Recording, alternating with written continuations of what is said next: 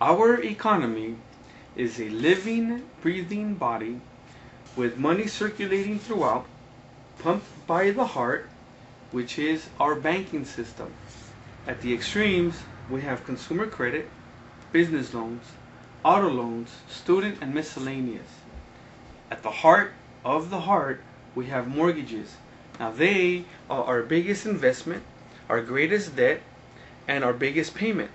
When mortgage payments stop, the economy suffers a stroke. It's collapsed on the floor without a heartbeat and lifeless.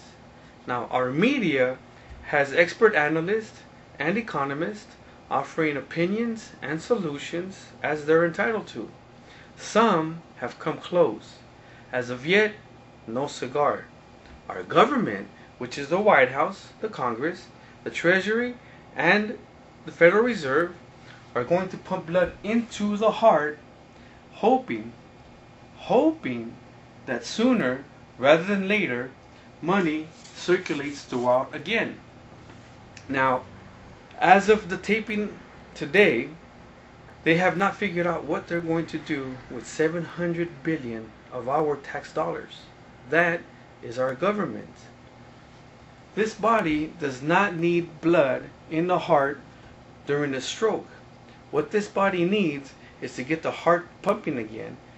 That's it. Now, that means all we need to do is to get mortgages paid again. How do we do that? It's very simple, and I'm here to show you. I'm not going to go into detail, but if you click on this button below, you will get a better detailed version of this video. Okay? Let's get started. Here in fact is the solution. I put it together back in March of 08. I'm going to go through it real quick. Number one, we need to mandate an immediate moratorium on foreclosures. Basically that means timeout. Number two, we need to mandate an immediate forbearance. Basically that means suspend the late payments and fees. Number three, we need to mandate all subprime loans to a maximum 2.5% margin. Okay, that would be a temporary solution. And number four, streamline the FHA Secure Hope for Homeowners program. Okay, that is a permanent solution. Okay, number five is something that I came up with a couple days ago, and I decided to throw it out. I feel that if we can implement 1 through 4, number 5 would really give our economy a boost. Okay, here we are at number 3.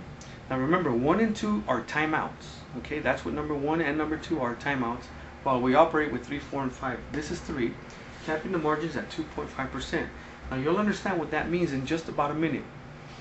Now I'm in California, and I'm going to use California pricing, and your area your region will vary, but it's all relative. Okay.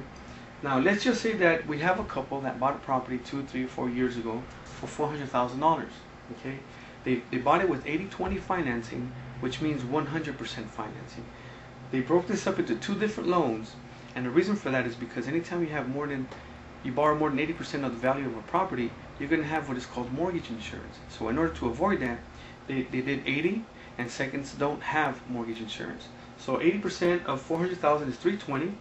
At 6%, their payment is $19.19. The second is $80,000 with a higher interest rate, no mortgage insurance, but a higher interest rate, and that payment is $762, giving them a combined total payment of $2681.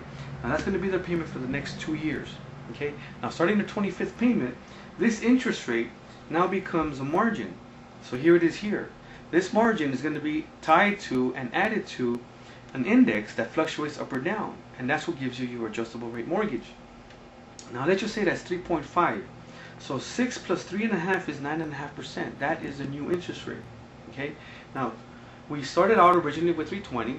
2 years later, the balance is 311, and the new interest rate is now 9.5, giving them a payment of 2657, which is almost what they were paying combined for the first 2 years. But here we got to add the second, which is the same payment, 762. Add these two, and that gives you a combined payment of 3419. Their payment went up $700 from 1 month to the other. Okay. Now I used 6% because this is a couple that had relatively good credit. Now they could have gotten as low as maybe 5.5, but if they didn't have good credit, they got maybe 7 or 8, maybe higher. Okay, so I like to use a term called gouging the outrageous. And the reason for that is because in our industry we have what is called A paper loans, BC loans, and then D paper loans, which are hard money or equity.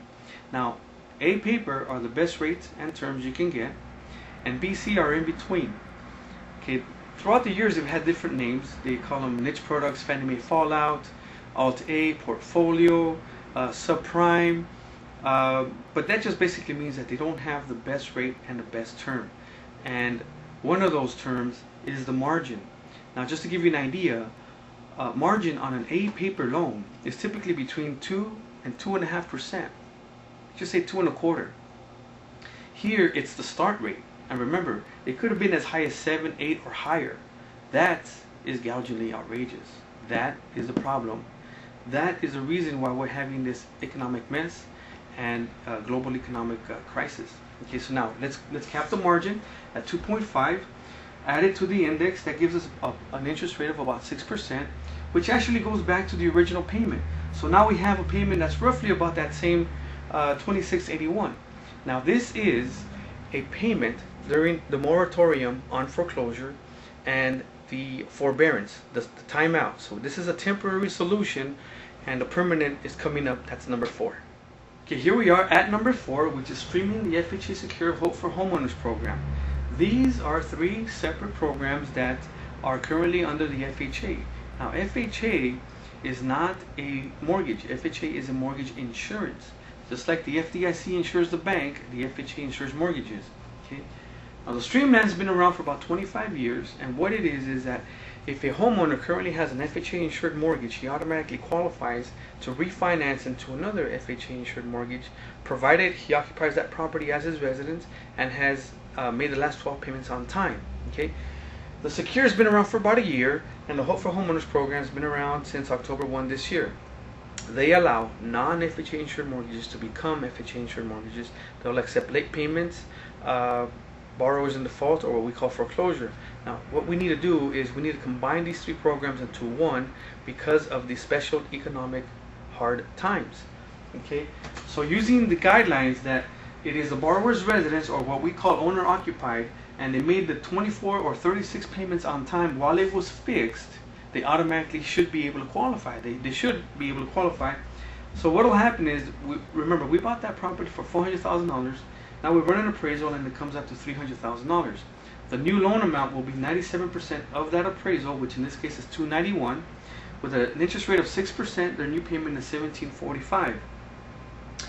We have what is called a mortgage insurance premium, which is 3% of that loan amount, in this case $8730, which goes to the FHA. So now, as opposed to taking money from the government or our tax dollars, we're actually depositing that insurance premium into an insurance fund to back these mortgages up.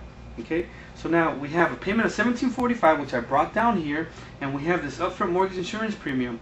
Now, besides this 3%, the homeowner is going to have an annual 1.5% insurance premium, which they'll pay a month. In this case, it's $363, which will give them a combined payment of $2108. Now remember, we had a payment of $26 that went to $3,400, and now it's at $2,100. Now, if they made those $2,600 payments on time, it's logical that they should be able to make $2,100 payments on time. Okay, as far as I'm concerned, issue resolved. But let me continue here. We have a maximum 1% origination fee, which goes to the banker or the broker. A maximum processing fee of $495. Estimated closing, I figured 1%. That will vary from region to region or company to company. That's for escrow, title, etc. Which will leave the lender a net proceeds of about $275,000, $276,000. The key is that they get it now. They get this within the next 90 days. So now remember, number 3 is a temporary solution, which gives the lender some payments. And now we're going to refinance him out, which gives him the principal, which that will be used to circulate and be funding new loans, whether it's auto, mortgage, small business, what have you. There it is. Issue resolved. We need banks to realize the inevitable. They are not going to get $400,000 for this property. It is now worth $300,000 and dropping.